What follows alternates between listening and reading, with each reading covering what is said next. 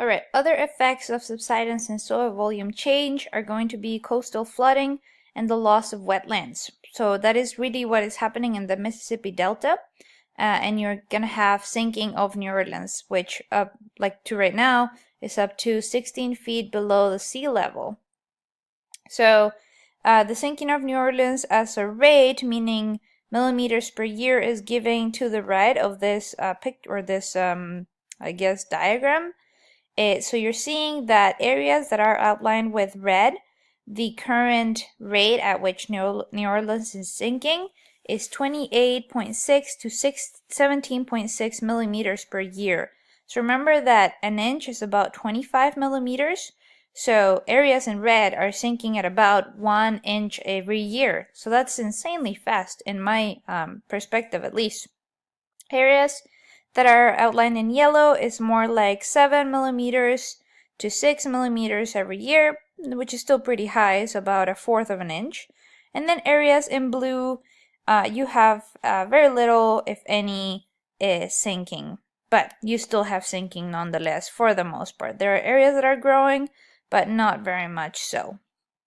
So apart from the sinking overall of the ground, you also have decreased protection from the storm surges every time you have the sinking, and you have the loss of the wetlands. So whenever you have more sediment being placed in the deltas, more erosion and hence more sediment, and then you have that further decay in the composition of the organic matters that are being carried along with the sediments and the deltas, then you're going to have collapse overall in the sediments that form the deltas, and you have less protection from those storm surges. So that's another of the problems occurring.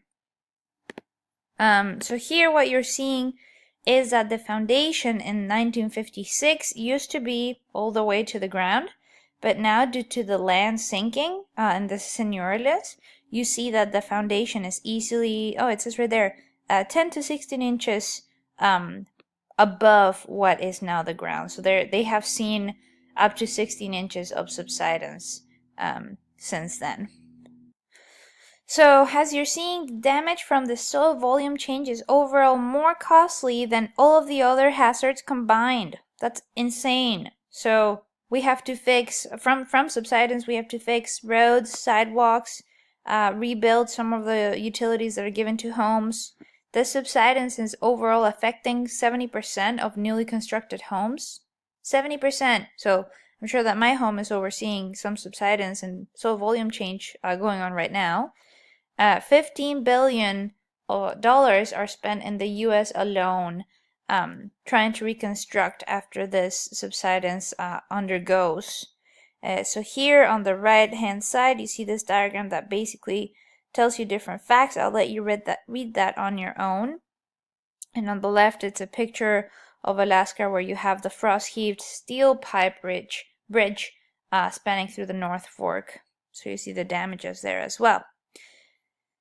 Two different images, one showing you some of the effects from the expansive soils and what they can cause in terms of damage to infrastructure.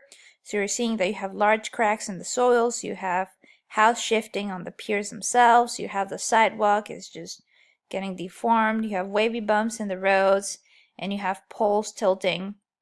You also see this window frame right here is also shifted. So you have a bunch of smaller things that don't need to be repaired right away. For the most part, we just kind of deal with it until it's, enough of a hazard or enough of a problem that we end up repairing the whole thing or just simply moving. So usually, although they are small problems, they accumulate to a degree that later on are going to cost us a fair amount of money.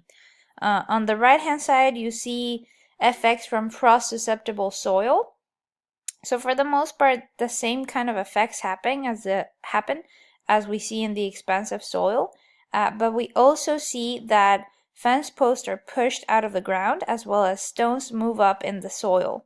So the reason for that is that you have ice underneath the soil or within the soil, and as ice is basically water that is in the solid form and it's a little bit expanded, it's a little bit more dense and more strong. Then as that ice expands, it pushes up or pushes sideways or downwards whatever is on its way. So if there was to be a boulder on top of the ice, or on top of water that solidifies, once it becomes ice, that ice pushes up the boulder just a little bit. And if that continues year round, then you have pushing upwards of the boulder further and further until it reaches the surface pretty much. Same thing happens to the fence posts, and that's why you have them pretty much pushed up to a certain degree. The bad thing about this frost heaving process is that that doesn't happen thoroughly throughout the ground. It only happens where you have enough water accumulation and hence freezing afterwards. So that's always a problem, and you're not going to see it regularly spread throughout the ground, which is, again, it can happen in your foundation too. So you're going to get places in your foundation that are uplifted more so than others. So now we're going to see how subsidence and soil volume change are going to be linked to other natural hazards. So basically, they can be caused by things such as earthquakes, we saw, sometimes by volcanoes, sometimes by climate change. Can you think of other things? I can think of other things that it also causes. So flooding and mass movement can also be drivers for the subsidence and soil volume change. But soil subsidence and soil volume change may cause things such as flooding, mass movement. Can you think of others? I could even think in certain scenarios that they could cause volcanic eruptions, but I'll let you think about that one. And if you have questions about it, email me. The subsidence and soil volume change are not all bad, so there are some natural service functions that such a natural hazard does cause. So they provide, or like regions with karst topography, so the dissolution of those carbonates, are one of the main sources of the water supply, or one of the main reservoirs where we get groundwater from. Another cool thing about these areas is that they're obviously aesthetic and they provide scientific resources. So in many of these karst topography areas is where we find a lot of the species that we only find in those specific places, and not just species of both, animal and plant life, but also we also get different minerals, or minerals to sizes that are insane. So I don't know if you have seen pictures of the Mexican caves of gypsum minerals growing within them, but let me show you real fast. Okay, so these pictures, I literally just put gypsum caves in Mexico. So this is the mineral called gypsum. This is a variety of it, but you see that the size of these things is absolutely gigantic. This must have been growing for many millions of years before we were able to discover them. In fact, I read or I heard I think it was in the SciShow, that this cave, the air within it, because of the enclosed nature of it, the air in it is so toxic that even with like a full-on hazmat suit and everything, we cannot stay underneath in this cave for longer than, I think it's 20 minutes or 30 minutes as human beings, because it is so toxic. So that's pretty cool. But as you can see, many of these caves provide areas and opportunities for us to go and investigate, which is pretty awesome. So if you can think of any other possible natural service functions of other forms of subsidence, you can definitely email them to me, and if I think they are good and they're cool and they're possible, then I'll go ahead and post them. Perhaps I'll even give you extra credit if you do. So think of them. I guess another thing I just thought of is also the redistribution of minerals within the soils. So if you have subsidence, you're going to get some of those sediments to basically shift around, and you're going to get redistribution of those minerals that are going to be used by different species, especially plant species, which is awesome. So how do humans play into this? So some of the subsidence and soil volume change that we have seen is really not humans' fault. We just happen to be there when it occurs. But some of it is our fault. So in this case, when we have pumping of groundwater, and we do so irresponsibly, it is our fault. So withdrawal of fluids, which is that pumping of the groundwater, is our fault. And also altering the surface drainages to different locations, and hence overall the amount of water that is infiltrating into the ground, and possibly, redistributing sediments, that also is our fault. So those are two ways in which us as humans basically affect the subsidence that we're seeing at different places. So again, you're seeing the picture on the right is that example from the San Joaquin Valley. In Arizona, you're seeing a similar phenomenon going on in this picture on the bottom. And then the diagram on the left shows you how that basically occurs. So check it out. I kind of explained it to you, but check it out a little bit further if you're curious.